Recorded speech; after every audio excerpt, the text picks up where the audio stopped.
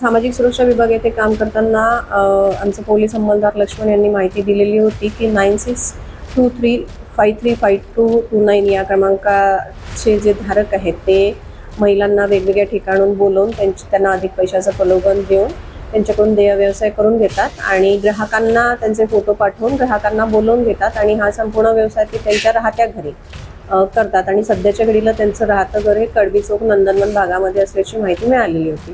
त्यानुसार अनैतिक व्यापार प्रतिबंधक कायद्याच्या तरतुदीनुसार आम्ही पंटर आणि पंचांना बोलवून त्यांच्या समक्ष संपूर्ण कारवाई केलेली।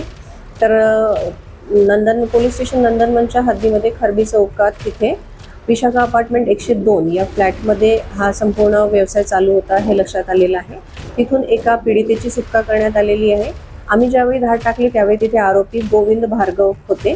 त्यानंतर त्यांच्याकडे चौकशी केल्यानंतर यामध्ये त्यांची पत्नी जानवी उर्फ पूजा गोविंद भार्गव ही मोठ्या प्रमाणात सक्रियपणे काम करत असल्याचं लक्षात आलं।